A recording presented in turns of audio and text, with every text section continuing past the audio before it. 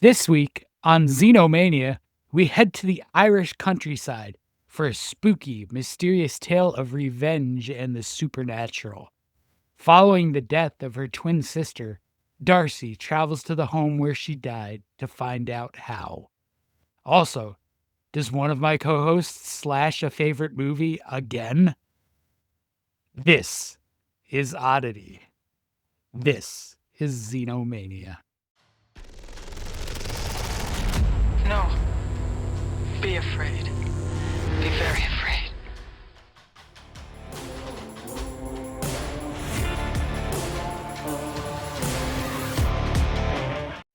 TV oddities, don't you? Yes. Yes. Do you remember the shows that were on it? Yes. I remember Head.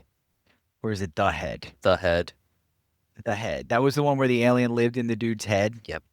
And it was comically large, and it would crawl out of there at times. Mm-hmm. But there was a few different shows on there. That was like late night MTV too. That was like 10 o'clock, was- 10:30. Like you watch South Park on Comedy Central, and then you watch Oddities at 10:30. It was the archetype for Adult Swim. Oh, of course. Positive of it. Well, Positive of Adult Swim was around at that time, but they were doing like Space Ghost Coast to Coast, so it was a little more Coast. tamed. it. Yeah. But C-Lab was the ish, man. If you never saw C-Lab, you got to get on the internet right now and watch it. It's unbelievably funny. But do you remember the oddities from WWE? Yes, Golga, Kurgan, Giant Boy. Silva, Luna Vachon, Luna Us Vachon. Remember? Insane Clown Oh, I Posse. remember Luna. Oh, ICP. Yeah. Shout out to my juggalos out there. You got the You have Fago ready? juggalos? I don't know. We might have juggalos There's- in the fan base. There's a Juggalo Championship Wrestling. Because of course there is. Oh, it's legit Why too. wouldn't there be? Legit. I've seen a couple Is it episodes. legit? I've seen a couple episodes. It's pretty legit. There's storylines. Vince Russo is there, the former writer of the WWE, who possibly, maybe not, killed WCW. I don't want to create controversy on that. I mean- I believe he did. He helped kill it along with Eric He- Bischoff. I He mean, Back around, he put a right? title belt on David Arquette. You don't have a serious wrestling company if David Arquette is your champion. I agree with that. Wasn't that for Ready to Rumble? It was. Isn't that I like think a it was PR supposed stunt? to be, yeah. Yep. Yep, they Pretty even had the funny 3 stuff. cages too, but Listen, I mean, it's all over. Everything Forget- intertwines. forget all of them. What we need is Xenomania Championship Wrestling. That'd be XCW, fun. yeah, XCW has a nice ring to It it. does, doesn't it? Maybe we can, commission the White House to have the first like Royal Rumble style event. no, up in no, the lawn. we don't Really? have to. We don't have to go to the White House for that. You don't have to No, go? Okay. Madison What you go to the gonna Capitol. do when Xenomania runs wild on you, brother? Nice. Very nice. So this week, guys out there, we are discussing the horror movie Oddity. Which I feel like it's so good. It was a first watch for me. I feel like, was it a first watch? It was a first watch for you too, Kearns, right? First watch for you, John, or you've seen it? No, I watched it a few months ago for the first time. It's so good. I feel like it's an underrated gem. Mm-hmm. Like it doesn't get a really lot of is. recognition. Unrealized It or really is. underrealized. Yeah. See, it's written and directed by Damian McCarthy, who's probably about to blow up with Hokum. Yeah. I mean, what we saw with Oddity, with the suspense, the lighting, the music. I mean, I was talking to John earlier about this. I jumped a few times during this film. Like legit jumps, and like I covered my eyes during one part, I'll admit. During the part where she's got her finger in the golem, I was like, there goes her fingers. I can't watch this. Mars Attacks put me in a PTSD moment since I was a kid. So, like, Yeah.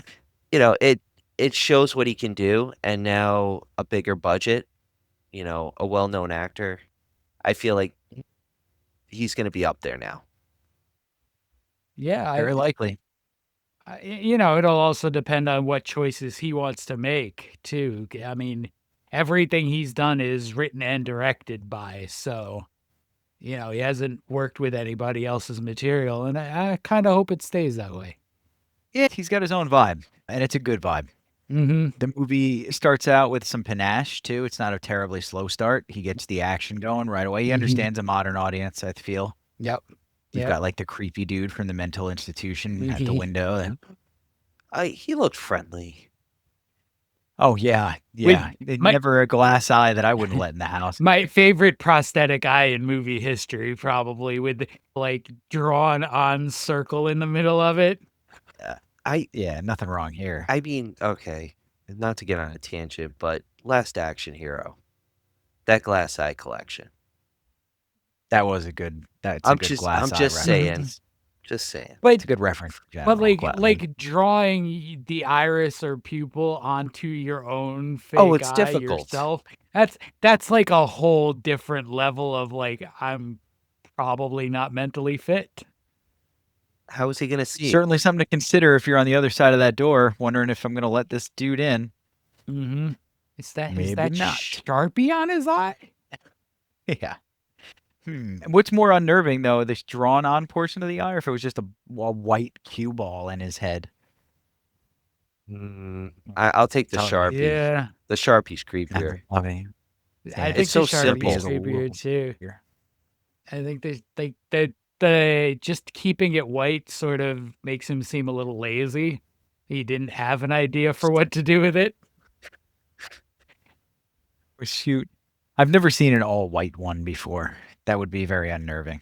Like in the real world, I've met many people with prosthetic eyes, glass eyes, whatever we call them.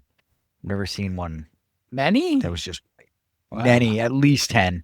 Wow, Where really? we work together, gentlemen, Yeah. I've met at least 4. Yep. I know one from where we work. So I'm trying to do the math. I can only think of like 2. I'm not going to name names. Oh, no. I thought one was a lazy eye at one point, but no, it's not. Yeah. It's not. no. So this is over the span of many years, but still, some have come and some have gone. They've flown the coop. Anywho, they have. But yeah, the prosthetic eye is interesting. So one of the things that the writer and director does is he pulls from lots of different traditions, and that eye, the way that they drew it, is definitely to make you think of the evil eye. Oh, I yeah. can You guys see ever that. heard of the evil eye? It looks just like one, especially when she's using her psychic powers on it. Her witchcraft, voodoo, whatever you want to call it. Mm-hmm. And And our glass-eyed guy, it presents as very intimidating, but Olin is not a bad guy. one of the most Oh, no. benevolent characters maybe Mhm. in the movie. Unfortunately, he was a murderer. But he wasn't. At least not. But he was. At least not in the instance. He was protecting himself. He was the protector at the house. Yeah. Mm. I can't This is say the- old Olin. Olin? Old Olin. Old Olin. Like those are syllables that don't flow real easily for me. But yeah, I mean, he overheard the plot at the hospital and went to warn her when he got released. He knew. Which He knew what was Door. coming for Danny. was nice foreshadowing because, he's saying he's from the mental institute. She Danny connects all the pieces. It's her husband, Ted's patient, and he keeps mentioning the voices. And she's like, mental institution, voices. This guy's insane. But as we get to figure out later on, it's the voices of the plan of what's going to happen to her. And it's like, it's a nice mixture. And I like that. He does a lot of foreshadowing. He does a lot of building up. He does, and that's a nice misdirection too, because in the beginning you think it's him. Yes. And you kind of follow that thread for a little while, though they do unravel it pretty quickly. And then you get your kind of your through line to the truth is the sister as we continue on through the movie, which is pretty cool too, actually. I thought that was going to kind of ruin it, but it worked out very, very well. Yeah. So the first one is the evil eye, which that's a Greek one, by the way. Yeah. You guys are into that sort of thing out there. Oh, yeah. Look into your evil eyes. Got a Supposed to war. ward off evil and such, which works out pretty well considering the character. It does. And that you get a lot of like the character work in this whole thing is really good. You know, you get Ted who like you see him and you know this guy's just a wuss. Like You got wuss he, from him? I thought he was from just Ted, I yeah. I thought he was Ted, a little bit. jerk right from the eh, get-go. well, yeah. I mean, I don't. Those are not mutually exclusive. You can be a jerk and a wuss, and but Fair. he's just sort of also like disinterested in the women in his life. You know, like Danny's talks to him on the phone, and he's just like, well, whatever. And then Yana's gets uncomfortable in the house for good reason. I mean, it's a house that someone was murdered in, regardless of who did it. And A he, lone female at that. yeah, and he just sort of poo-poos that, you know, like, oh no, it's fine. Double exposure with the camera stuff. He's a chode. He's a workaholic too. I feel like he's so focused on his work that like he feels like he doesn't have the time, but that makes him such a good antagonist because it shows he doesn't really care. He's like Yeah, disconnected. I feel like yeah, like the whole world to him is just everyone's a patient, basically. It's a human study to him. And listen, I would start this by saying, you know, there's a lot of spoilers right here already, but it's not a deeply disguised mystery as to who orchestrated Danny's murder. Oh no. McCarthy doesn't go to great lengths to disguise the mystery. You know, you meet Olin and he's a nice misdirect for a few minutes, but then you meet Ivan, the orderly, and Ted, and it's like, okay, maybe Olin's telling the truth. I mean, you can also see it when Ted visits Danny and he gives him the glass eye, Olin's glass eye to her. Darcy. Or not He Darcy, visit I'm sorry. Danny Darcy's Darcy. the one that was Why would he didn't- do that though? She asked knowing for it. she's gonna. Yeah. She But asked still, for though, the eye because she's got the sort of psychic ability, and that's why I would wonder why he would give it to her. because he's a skeptic. Yes. He doesn't believe in that He's stuff. he's a medicine guy. He's a science guy. He didn't believe it. He didn't believe the bellhop bell either. You know, he's Yeah, I found that out. That was cool. Yeah, that was a great way to end it. You know, he dismisses Darcy as a kook, and I think he believes that giving her this glass eye is just gonna sort of calm her down and, you know, allow her enough closure so he doesn't have to deal with her anymore. But you can Yeah, see the it's- fear from him, though. You can, like, the character at least. He is, like, scared of her in a little bit. He's nervous. He's, like, very quick. He wants to get out of there quickly. And, Yeah. you know, it shows more of that villainous role in him. I think scared of her in the way that you're scared when you've done something wrong and it's right beneath the sheet and she's like ready to pull it off. Like that's the kind of vibe I got from her to him. Yeah, and you're worried that she's just perceptive enough to pick it up. And then, you know, you add in the element that he goes to see her in her creepy, like, cursed object antique shop. Which was cool. Yeah. Would you guys go That visit place that was shop? awesome. Oh, If it absolutely. was real, Yeah. maybe not. No, to I be would honest. absolutely go. We go to as a group. It's in the city. We get a hot dog, maybe a pretzel, maybe a hero, Like you know. you reach over and hit a bell and then one of us is dead. That's why I might not go. What is this, the Necrocomic-Con? Well, Yeah, exactly. you know Page one of 5. us is idiot enough to ring the bell. Exactly. It'll be a sign like there will be no ropes or anything. It'll just be a bell with a sign like do not ring and then boom, down to 2. Ding, ding, ding.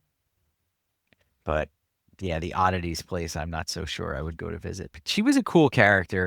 It's played by the same actress, It the is sisters, the 'cause same they're twins. actress. Yep. And That was a nice way to do that so that she doesn't, get no screen time for Mhm. dying like in the first 5 minutes. it's probably relevant to also mention that Darcy is blind.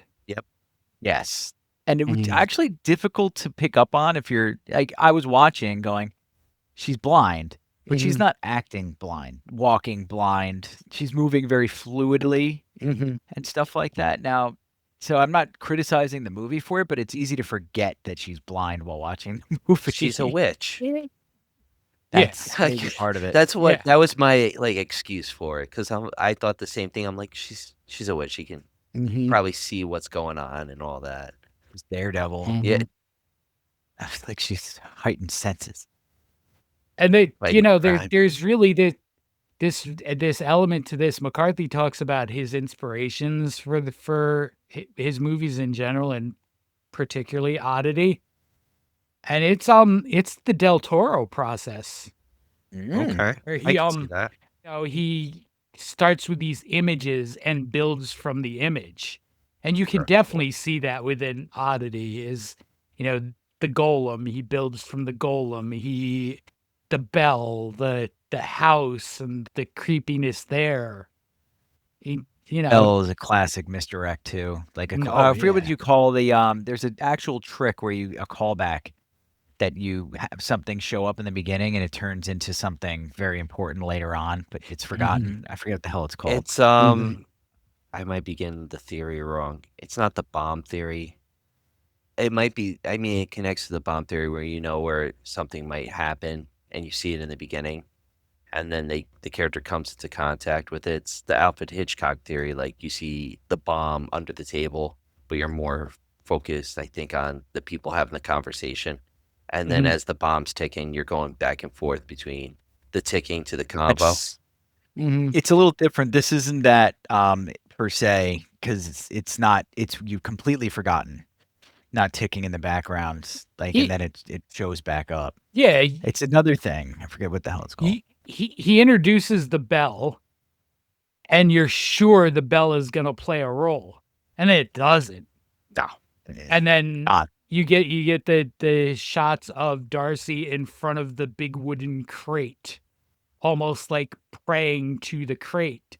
And then the next time you see the crate, it's being delivered to Ted and Yana at the house. Yeah. And at that point, you don't even know what's inside the crate. Ted kinda does, I believe. I cool. believe that Ted, when he sees the crate, knows what's in it. Bet she's super excited about it. Who wouldn't want that? Who wouldn't- Huh? Yeah. That was Hey, pretty cool. guys, congratulations on your relationship. Here's a big, creepy wooden crate with an even creepier golem inside of it. Yeah, I believe it's Wooden Man in the movie, right? What do they call it specifically? A wooden man, yeah. He calls it, in interviews, I've seen McCarthy sort of bounce between wooden man and golem. Oh, he does name Golem. Yeah. Interesting. That kind of sucks, though. He definitely like says that it's, based on that golem concept. Yeah, it's not too much of a reach, though. Yeah. I think to figure it out on our own, I guess. But still, it would have been nice if he left it unnamed. The Wooden Man is a Golem. That artistic flair to it. Just the wooden man. Kind of like the Evil Eye is very clearly an Evil Eye, but he doesn't talk about. Yeah, Well, yeah. I haven't seen anything about the Evil Eye part. No, I read a bunch of interviews with him that the eye doesn't come up at all. Yeah, it makes a lot of sense the way if you think about it that way, but it's not necessarily that doesn't mean, and this is something I learned from literature. It doesn't mean it was intended. I was gonna but say it does fit awfully nicely. accidental symbolism. Yeah, Which sometimes that's a thing. it happens in movies, and sometimes it works, or it's like okay, we can connect in. Sometimes it doesn't. This time it worked. Right. I'm shocked he hasn't noticed it. Or though. it wasn't accidental at all. It's just he didn't talk about it. I'm bouncing between those two things because it isn't like it looks just like the traditional Evil Eye. It's really hard to discount that. Yeah, it's a lot of those little things that he does in this movie feel like they're intentional. They like maybe it's accidental, but I don't think so. I think like a lot of this is very intentional. He's an interesting guy too, in that he hodgepodges stuff.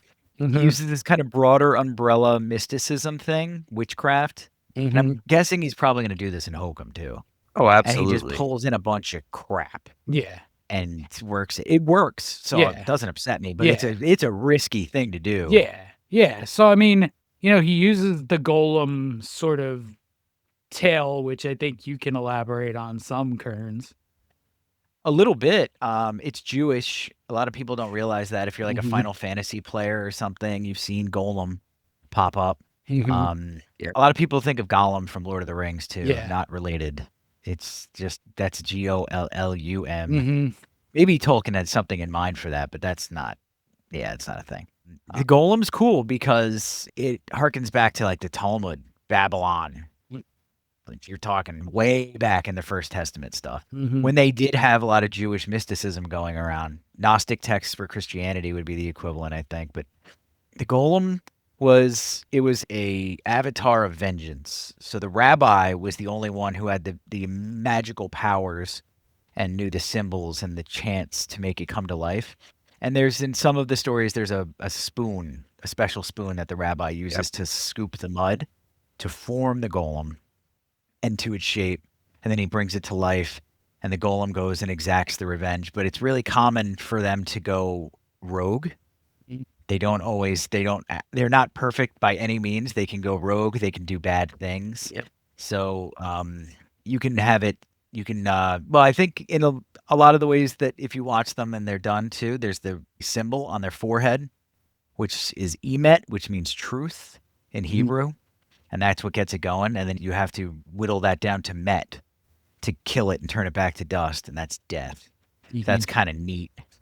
That's a little neat thing. Yeah. There's a good story too. It's like a rabbi of Prague, and he had to save a whole bunch of Jews from persecution, which is a common story for the Jewish, unfortunately. And he used river mud to make the golem and sent it out to protect them. And it did a bunch of stuff. It wasn't just like clubbing people over the head, but then it started to go rogue, and he had to take it down, like get rid of it afterward. But it's a common symbol for divine creation, and how like it doesn't have a soul, so it's not allowed to speak, right? And people in biblical lore were made out of clay or earth, and we have a soul because we were made by the big maker, the big God guy. So we're like the perfect creation. A golem is an imperfect creation made by us. It's a copy of a copy. Multiplicity. I like Pizza Steve. I'm done. Yeah. And like that kind of idea, you know, despite this not being Jewish at all and being very Irish, McCarthy ties it in with, you know, a simple question that I saw him working on in interviews also is, if you were a witch, what folklore would you use? If you were out to get revenge, you know, believing that Ted killed your sister, how do you get your revenge? What folklore would that be? Bro, voodoo. 1000% voodoo. That feels just like the vengeance of vengeance. It's the most brutal. Yeah, you make them into zombies and stuff. But I mean, the thing about putting that golem there is how unsettling it is to have this life-size wooden man sitting at your table. Oh, it's unnerving. 40 minutes of runtime before it moves. Yeah, it's so good at building mouth agape, you know, just the There's whole no way I'd keep time. that in the house. And then it's like No. it's movements. Like you see it for 1 second looking up or looking to the side, and then the camera pulls away for the reaction, then goes back. It's just like you're like, and then you hear the music in the background, and it's like it sent chills on my spine. Like I would jump at those scenes. Besides the white mask scene, the woodman, the wood golem is like, what are we doing? Because you're waiting for him to move. You're waiting for him to do something. It's like the biting down of the finger. You just want to see something, but you're like, frap. You're like, you're ready, you know? You're ready to like, Yeah, every time anybody is near the wooden man in this movie, you're waiting for that moment. And I was waiting for when she was pulling stuff out of the head. Or who was pulling stuff out of the head? It was Yana. Yeah, she was pulling stuff out of the head. And she gets away clean on this one. She's innocent, so I guess it's deserved. I mean, you know, she's... I mean, is she? For the I think most she's part, guilty of is having a dump truck. Yeah, you know, it's sort of implied that maybe Ted and Yana's relationship predated Danny's death. I thought they made it obvious though Didn't want to kill her though. She does make make it known to at least the audience that they've been in a relationship for at least 2 years when she's talking to Ted on the cell Mhm. phone. So, I mean, even though she Yeah. says it's friendship, she's like, "Oh, Darcy knows a little bit more," and that's what makes her more Mhm. freaked out. But, I mean, the scene where I thought she was gonna put her finger in it and, like, the hole, and then it was gonna get trapped. That was another scene I cringed at too, but, Mhm. I mean, I feel like you get the suspense of her pulling everything, you're waiting for the woodman to go, like, to get up and do something that you forget about Darcy. Because then when you hear her echo, "Put them back," I mean, I Mhm. jumped to that too, because it's like, he's brilliant of using sounds and the music and the actors to amplify the Mhm. suspense, which is a lost art, I feel, nowadays. Mhm. Yeah. Definitely agree with that. Yeah, he uses everything to build the suspense, and he cashes in on it. Yeah, It's not like some other movies we've talked about before where they build suspense and then that's it. He's just built suspense for no reason. He cashes in. yeah, yeah, he does. I was thinking about movies that didn't cash in, and I feel like a lot of the movies we've watched, a good majority have cashed in, and some haven't, like, Fright Night Part 2, the remake, Mhm. not the Mhm. OG. But the Ah. one movie we haven't covered that I think hits a spot is Bring Her Back, but we gotta talk about that another time. We're never going to talk about that. By the way, the thing was Chekhov's gun. The Yes, film technique is yes. Chekhov's gun. Yeah, I'm I had to look it up. It was bothering me. No, that's fine. Chekhov's gun, yes. Part about the bell is at the end is that it's the fact that he is a non-believer because you brought that up. I Mhm. never thought of that. That's what makes him ring it because he's a Mhm. pretentious asshole. Yeah. That's Yeah. pretty cool. Like all this weird stuff just happened, but I'm a man of science. There's no way any of that was weird. It just happened. Very cool. Mhm. Oddity itself is a cool movie in its simplicity. It doesn't really try too much trickery. No. It's very kind of straightforward in what it No. does. Yeah, I don't really the one misdirect is like the first 15 minutes with Olin, Yeah. and then it's And the first jump scare, really, there's not too many jump scares after that. There are some, like when she yells with that Mhm. supernaturally enhanced voice, Mhm. and a couple things with the fall is what is the word, televised in advance or whatever. We Telegraph. know Telegraph. telegraph. Thank you. We know that she's gonna fall through the hole Yeah. probably. Yeah. Yeah. Some witch she is. Oh, yeah, true, because she's blind. That's a good question. Yeah. Why couldn't she tell? She can walk fine because of whatever power she has. Why couldn't she tell where the hole was? I think that's just they were just lazy in making her be blindish. It To was be it honest with you, I was don't think she's like I using its powers to walk. it was too yeah, like dark, I don't know. Right. I just sort of feel like maybe at that point she had accomplished what she set out to accomplish, Very possible. and she True. didn't really actively attempt to avoid the hole. Because she also had to have heard him open the floor. That is true. I mean, it's not like she was somewhere completely different and he did. She was, a couple feet away. Yeah. He was the fact she didn't hear it is also a little I mean, that's what I said though, like the kind of movie it is, they're not trying to make you think. Mhm. It's not Inception. It's not Shutter Island. No, We don't have no. to worry about the scrapes and stuff. It's like Yeah, he moved the yeah. board, she didn't know it was there, she fell through the Mhm, hole. mhm. Or she knew it was there and fell through the hole anyway. That's possible too. Job She was done. laying there like, Mhm, go along with my bidding. mhm. I mean, So ridiculous. She was playing a game, she did. I a mean, golem game. when you see the bell in the beginning, she does put it in a package for delivery. So it's already Mhm, set in stone from there. So she mhm. kinda she knew her death. I mean, but do you think she would know her death then? I mean, if she's any kind of a witch, maybe, You know? Because like, if maybe. she's fighting for something, like, I feel like she Yeah, falls through and it's, like, done, you know? Like, but that was her game. okay. I have a game. Do you guys Yeah, wanna Let's play play a a game. game? Let's yes. play a game, you Let's creeper. play a game. I have a game. It's, it's our usual slasher stash. usual rules apply. You get to stash 3 of them. You're going to have to get rid of 5. Unless you guess the theme, then I'll let you have an extra one. However, if you guess it wrong, you lose one. Okay. So we'll start here. Yeah. Stash. Yeah, I have to stash it. Like, this is... I have to stash. It's Halloween. It's what made slasher, like, slasher. I mean, you have Black Christmas, you have Texas Chainsaw Massacre, but then Halloween puts in, like, the foresight. Plus, it's John Carpenter. Love John Carpenter. But this is... This is an interesting theme. Any guesses? That's what I'm, like...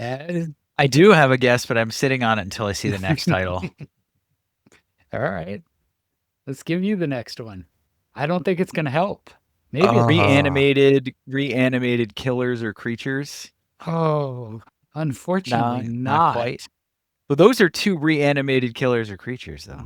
They are. Just Although saying. in Halloween, Michael Myers is not yet reanimated. Nope, he's a shape. It's Yeah, he's still original Michael Myers. He hasn't died yet. Well, I guess this is my second stash. Yeah, this is going to get painful for you. I'm happy with Halloween and Frankenstein. See how happy. Brian? I'm so it's hard because I'm trying to figure out if I want to stash or slash, but then at the same time I'm trying to think of the theme. Because it's interesting. Because I mean, wait, like with Halloween, he's not reincarnated. That's the same thing with Frankenstein. Reincarnated instead of reanimated. But he's not even reanimated in the first one. I mean, he disappears, but the idea of him disappearing is he's a shape. He's a part of like the world technically. With Frankenstein, it's a creation. He's reanimated. He has reanimated body parts. Not necessarily like Frankenstein. No. That's true. I'm slashing it. I'm sorry. Sorry, Del Toro. That's fine. So we were supposed to have 3, right? So by losing one, I'm down to like none. However, I mean, you can I can't guess anymore, right? Okay. No, you can guess again, but after this movie, there's no more guesses. So I guess you're sort of an unplanned for spot where you get a free guess here. What if he? I'm out of ideas. What if he guesses and he gets it, and then he gets his spot back? Is that possible? That's what would happen. You would get he'd get I'd only get 1 back, not he'd get back double. to 3. Yeah, he wouldn't get 2. He'd just go back to 3. That's not bad. So let's see that kind of operation. Let's see if the third movie gives us something away. Halloween? Wrong way. Oh, wrong way. Oh no! Lots of hints. Oh, see, reanimated. I don't know, man. Scientists. They're doctors. Nice job, Ryan. They are all doctors. But doctors are kinds of scientists, and I said that before he said doctors. 4. I did, but it doesn't count. We're going to have to check the tape. He can have his hollow victory. Oh, it's there, buddy. I said scientist before you said doctor. He did. He did. Give him doctor's a better answer. Give him his 3. Give him his No, I'm 3. fine. I'm fine. Are you? Well, I mean, we'll sure? see. I mean, you have Halloween. We'll see. He might legitimately be fine. So I have 4 now. So let's see. you might. I feel like you might struggle to fill this in yourself. I've kept Halloween, got rid of Frankenstein. I'm gonna keep Reanimator. I do like Reanimator. I do need to watch the Although, uncut version. hold on. I may have to add a rule going forward because you have slashed Reanimator before. Reanimator might not exist in your world. It doesn't exist in your universe anymore. It might not exist in your world. It just came out in theater. No. You came can't. out in theaters just last week. You can't bring a movie that you slashed out of existence. Yeah, you know what? That's a new rule going for. New rule going forward. If you slash a movie out of existence, you have to always slash it. Oh, that's wild, actually. It's a really good idea. It's going to take a lot of memory on my part. Yes. Yeah, it is. Impossible. Well, I'm going to stash it this week, though. Yeah, you better. Oh, All I right, am. next one. The This movie amazing messed me up Dr. good. Giggles. Yeah, this one messed me up. I still can't stand scalpels because of this. What's I worse, love Dr. this movie. Giggles or Pet Cemetery? Dr. Giggles. Pet Cemetery is pretty rough too, though, because that's the Achilles tendon. Chucky used to do that too. Yep. Memories. Well, yeah, Or slashing the hit it with a Achilles sharp tendon object. is the tool of the short killer. Yeah. The Lilliputian method, we call it. So, Ryan, where do we stand on Dr. Giggles? I'm gonna slash it. I'm gonna slash it. Which Saw that. makes Saw that movie number box on it. 5.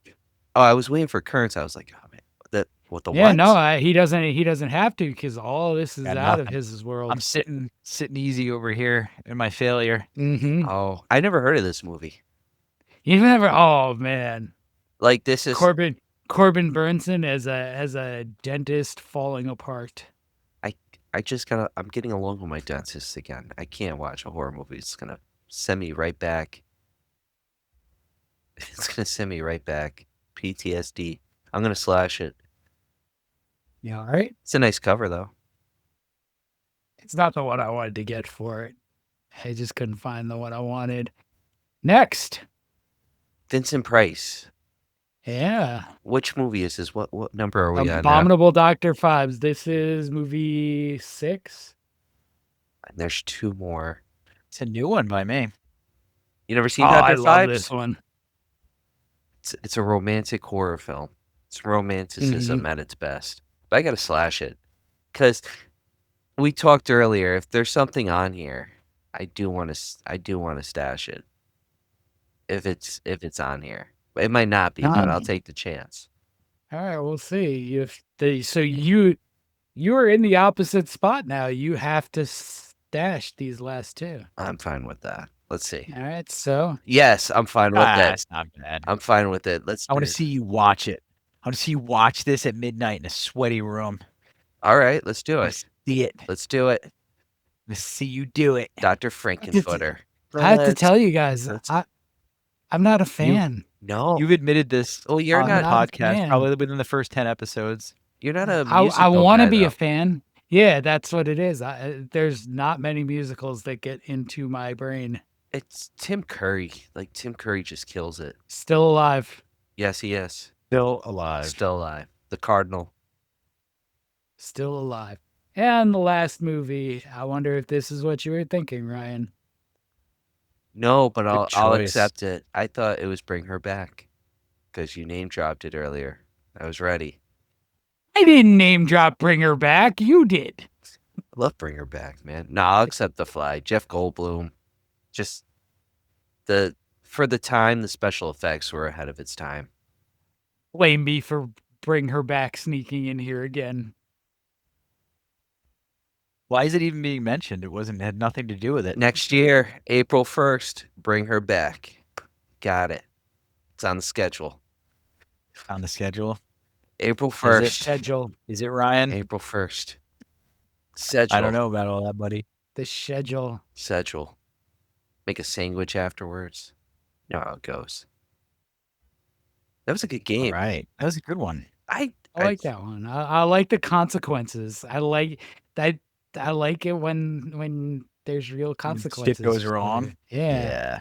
It's fun. I get a little nervous about that. It's So- like, One of the things I like is how much of the torment falls on the most innocent of the people in Yana. Like, she's the one that feels all of the creepiness in that house after Darcy shows up with But the do you- wooden man. do you really feel bad It's for true. her? I didn't feel bad for I her. do. I do because she didn't hurt anybody.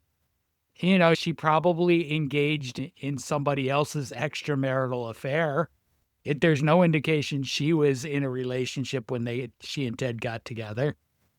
That you can't like that. That's like daytime talk show logic where you get mad at the person your spouse was cheating with, not your spouse who did it. You want Fair. you want to fight the other woman all the time or the other man all the time, but that's not the one who did anything. So we're going the Maury Povich way, not the Jerry Springer way. Got it.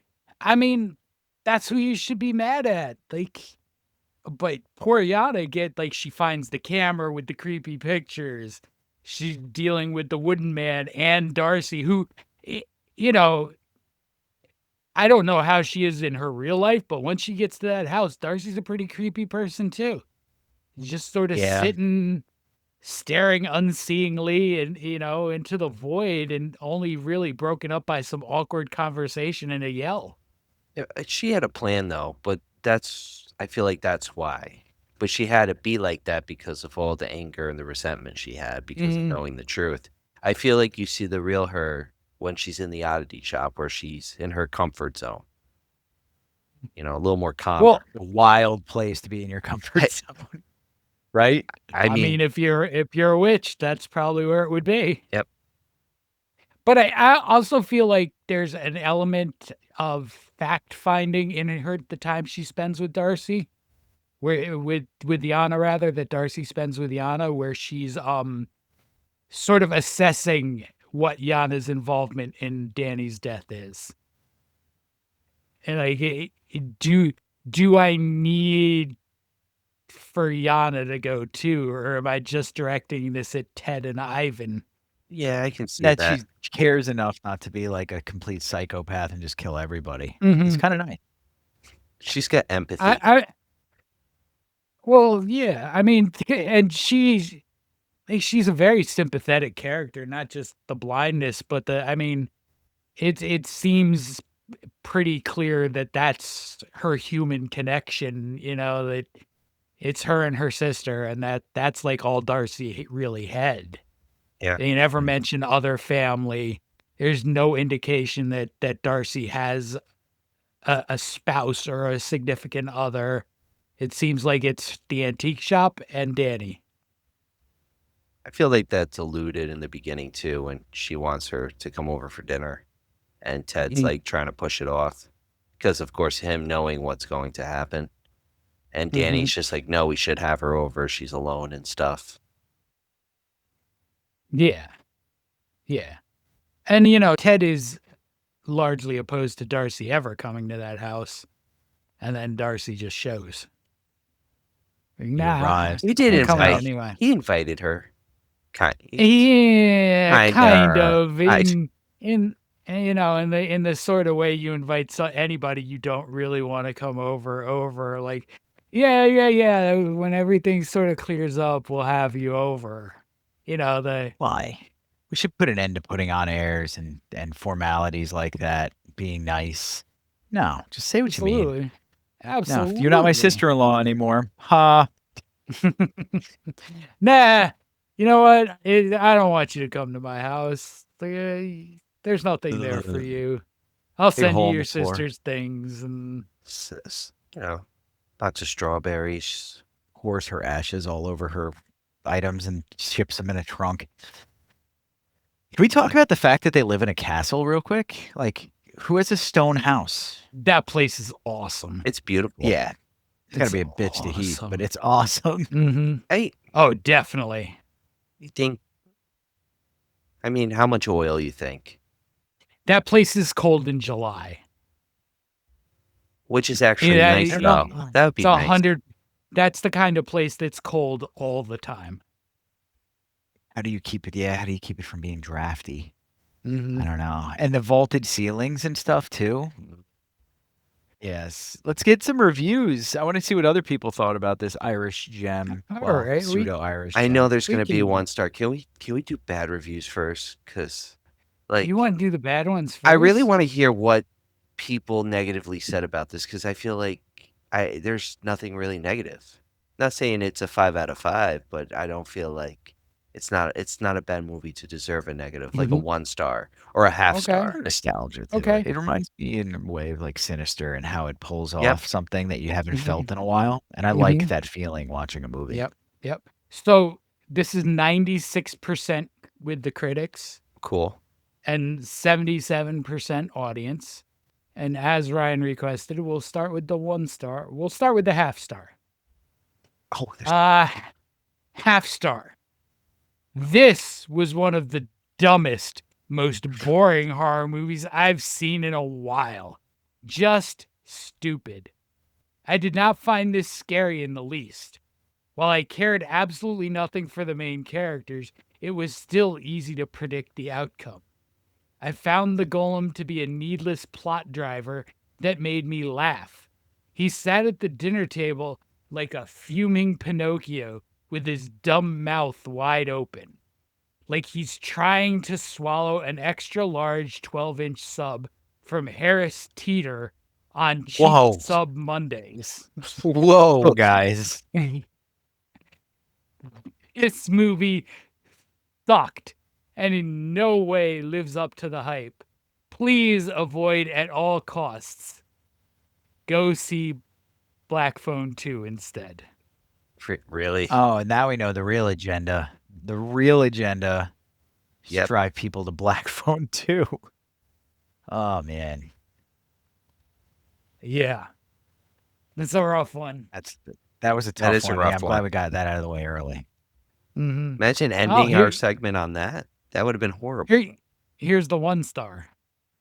Absolute dialogue and actions that would never exist. I'd excuse that if it was fun, but not at all. Elephant in the room? How about a lifelike dummy? Let's He's missing? No reception? Dude, if there is a noise in the house, you go outside.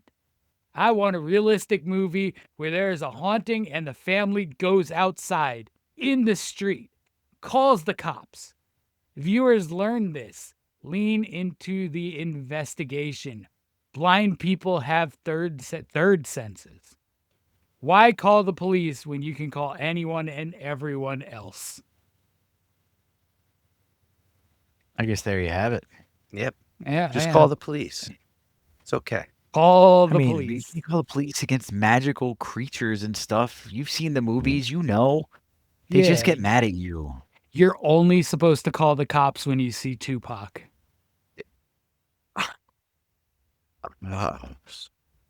I mean, that technically would be a magical creature now, wouldn't it? Yep. Yeah, well, maybe. It depends if you believe he's dead or not. Do you think he's dead? Yeah.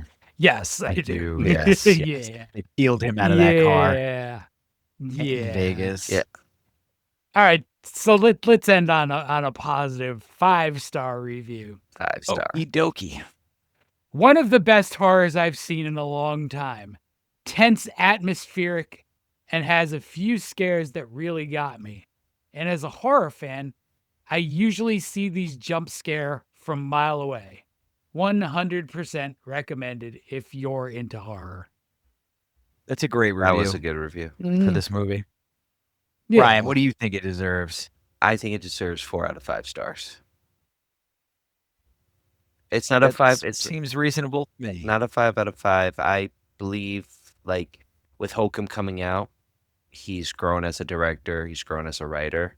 And I would hope that would be the 5 out of 5. He'll probably be a 4.5 out of 5 because he's still working up. But Oddity hits all the points. It's suspenseful. The music's great. I do enjoy the writing. You know, the characters are good. You know who's good. You know who's bad. You know the agenda. It works. And I can't wait to see more from him after Holcomb. Because I feel like the way he's going, he's really going into, like, the folklore and a lot of the old stories, which I like. But also, I'm a big Universal horror fan, and I felt that a lot with the music and the suspense. Like, a horror movie doesn't have to be bloody or gory to be suspenseful or to be scary. It can always be in the music or just what the characters are doing or what's going on in the background. And he does nail it. Good job. Really good job. It was nice. It's nice to see that there's hope for these newer directors and writers to be able to bring that and pay homage to the old style of horror, but in a modern day. And I thought it was going to die. About 10 years ago, I really did think that we didn't have much hope for any great filmmaking in the future in the way that it used to be. Like, what's the evolution going to look like? If it's this, that's great. It's a little thin for me as far as how deep things go, but that's Yeah. not. It doesn't have to be deep, and this kind of proves that. I like movies that go deeper, but it doesn't need to. It throws a golem at you. It throws an evil eye at you. It's like witchcraft is real, and it goes in that direction, and you just once you realize that, as long as you shut yourself up and just enjoy the movie, it's a great watch. 4 out of 5 is what I give it to. I think it was just a great time. Welcome surprise. Yeah. Yeah. Wow. This never happens, guys, but I'm gonna say it's a 4 also. Yeah, this never happened. Wow, was Yeah, yours. we never all agree. We don't do this. Sure. But yeah, I mean, for the reasons you guys said, it's not a fully unique vision. You can pick up some notes of some other stuff, but the way McCarthy pulls it all together, and pulls these ideas in and makes it work, and then pays it off at the end. You know, you get that flash at the end where Ted's gonna get away with it. That Darcy's dead. Yana moved out. Ivan is hospitalized and likely to stay in some sort of either prison or mental facility for the rest of his life. And Ted's just sort of being Ted. And, it's the final development of the character of this guy who he thinks he knows more than everybody. And he has to ring that bell. And that's where it gets the 4 stars for me, is just wrapping it up tightly like that. Like the messages and stuff, that's fine. Cause I mean, like, if you love Romero, like Oh, 100%. there's messages in everything he's ever done. I think the key is like keep it so that you don't make the message the movie. Yeah. That's the part. You've got to remember to storytell. And like Ryan was saying, like getting so like pulled into like the cuts and the lighting and the sound and like all the little pieces and stuff. If you remember the fundamentals of telling a story and you have the talent, those things add to it. And then the message is like that beautiful layer on top. And when it's done right, you feel it. I just kind of like feel like that's the key to being happy and watching it too, like you're saying, not to overanalyze. But it's so hard once you become in the know. Like Ryan, I stopped reading for a long time. Yep. When I was reading like 30 books a year, when I started like thinking about it all the time, it fucking didn't have any appeal to me whatsoever to read it. You kind of like, it's not falling out of love. It's just like you need the break, and it hurt me because it's like I'm behind on a lot of movies because of it. Because it's like I just like it helped me, but it also ruined me at the same time. Because it's like I went to see Inception with a date. She fell asleep, and I'm there like watching it, analyzing it, like, what are we doing here? Like the thimble and this, and what dream are we in, and what we're going through. And you know what? That leads us into our top 5 for tonight. And our top 5, or at least for me, are films that are suspenseful, that make me jump and have stuck with me. And I know this list is going to keep changing, but I was talking with Jada, and to start it off, it's a movie that we actually watch. It's hard to find. It used to be on Netflix, and then they removed it. And I think I recommended it to you guys last year, and then they removed it. It's a movie called Ghostland. We'll start it off. It's about a mother and 2 daughters. They're traveling to a house that they inherited, and they run into this candy truck. And this candy truck is with this. It's interesting person driving the truck. I can't really describe, but the big guy with her or him is a big babyish person, and they're serial killers. And what happens is they put these 2 girls and the mom through so much trauma. The mom dies, and the sisters are rescued. But throughout the whole movie, you get the suspense of going back and forth between their trauma as well as the current time. But what is real and what is unreal? And that's how I'm going to leave it, because I don't want to spoil anything. There's a lot of curves and twists, and it's definitely a good watch, which leads to my number 4, which I will definitely spoil, and that's Joyride.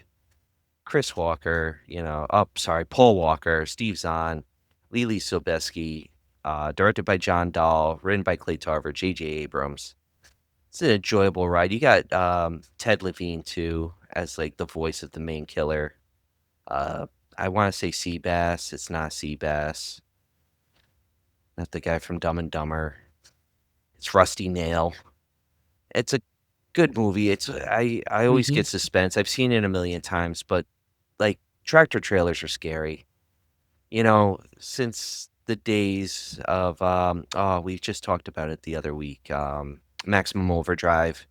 Trucks scare me, and now to have like a human behind the truck doing all this chaos, it's like suspense after suspense, and that leads into number 3, Death Proof, Kurt Russell, Rosario Dawson. You got a whole list.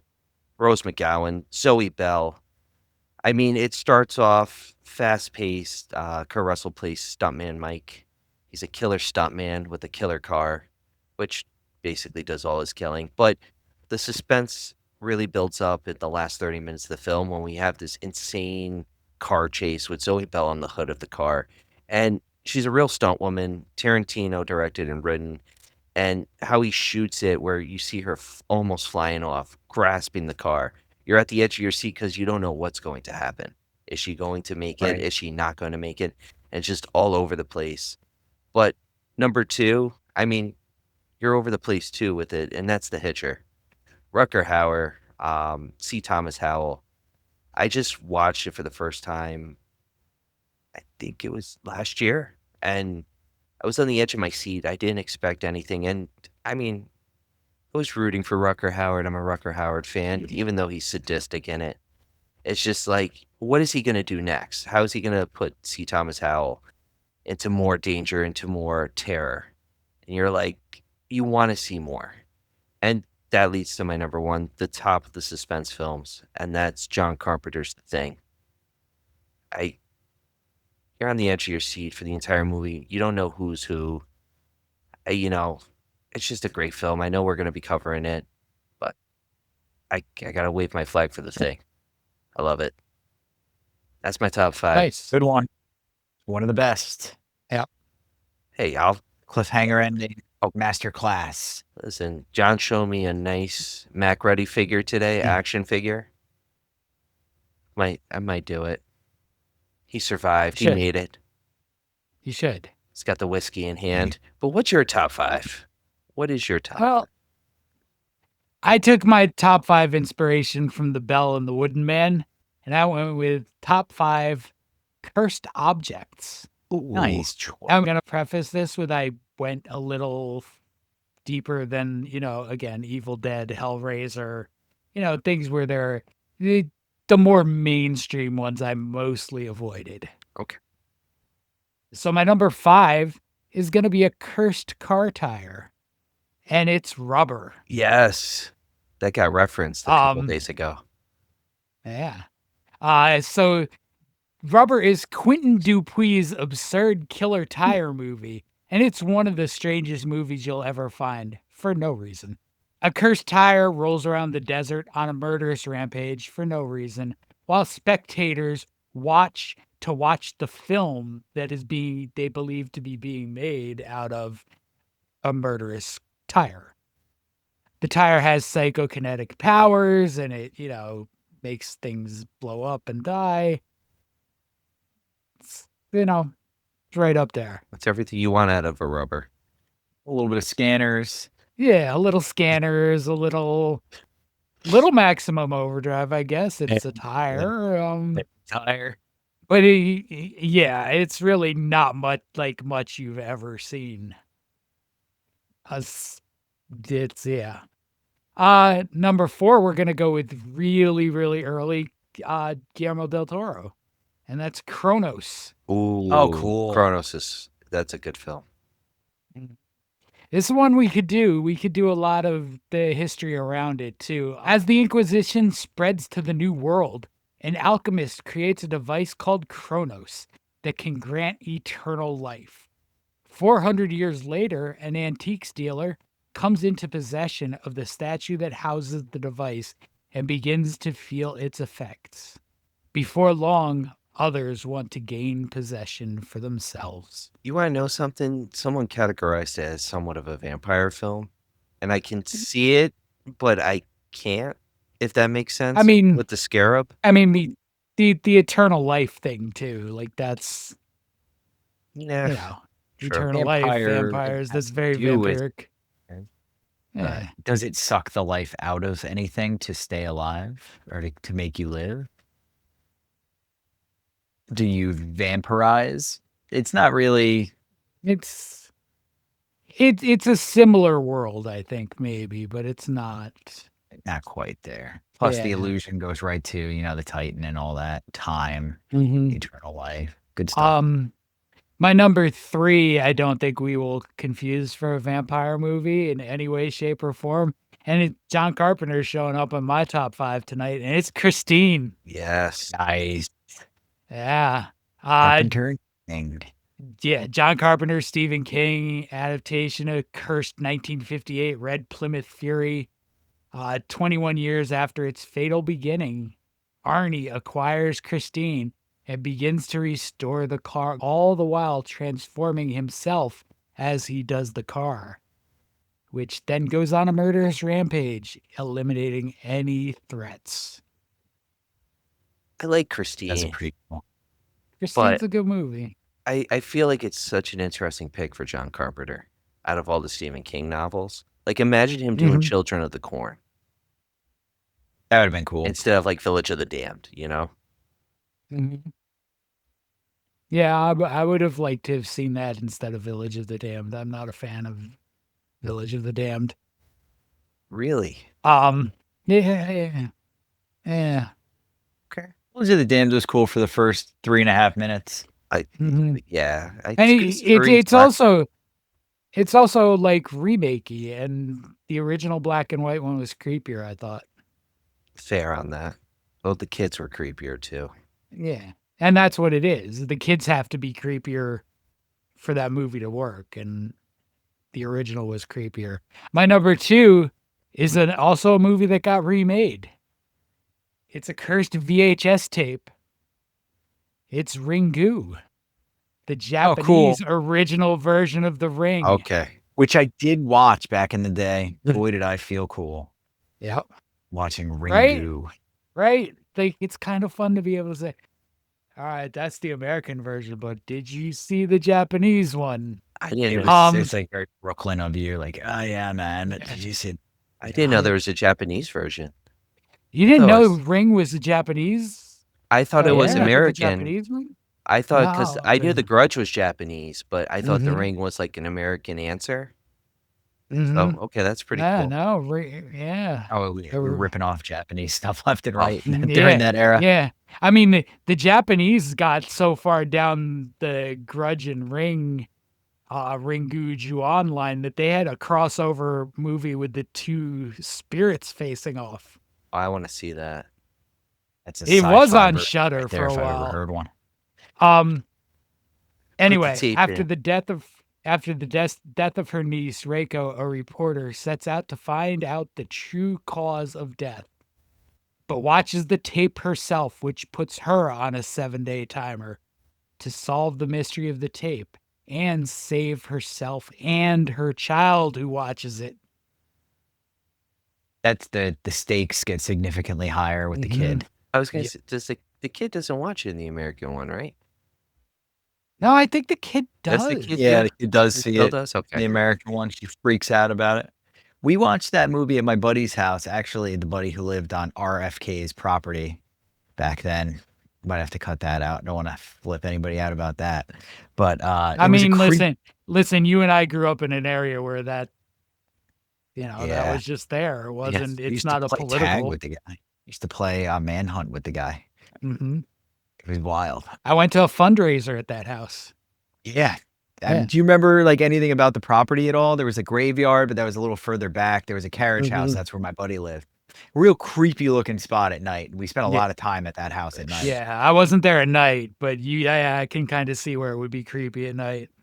We watched The Ring in his second story of his house and in his room that was the size of a closet. And we left with the DVD in there. And we went to get beer, came back to the house.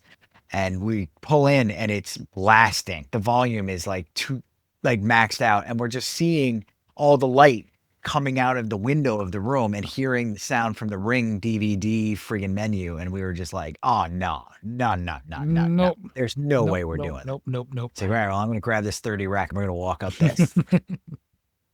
And so we did. But we still can't explain why it was so loud. We can figure why the menu would start. DVD players did that all the time. The volume being maxed. Oh, Maybe yeah. a cat like stepped on a moat or something. All the volume for the DVD menus were always louder than the actual DVD itself. I mean, maxed out on the TV. Oh. Like, no way we were watching it at that volume. Yeah. It was, You don't. I still get the creeps thinking about it. It was one of those good memories where it's like, I don't know if I want to do this, man. Mm-hmm. Do we got the 30 rack? All right, let's go. Let's get up there and just die, I guess. 7 days. Is that your number one? No, that was number 2. My number 1 is a Dutch masterpiece called The Lift. Oh, cool. The The Lift. Lift. Never heard of it. Yeah, I mean, So in Dick Moss's The Lift, the cursed object is something many people fear. Yeah, I know. Dick Moss. I mean, we could do a whole episode on that name. We should be doing episodes on some Rolling of his movies too. Collects no moss. You know what I mean, guys? Yeah. So the cursed object in The Lift is something that people fear in everyday life to begin with. the elevator. And it's elevators. Yep.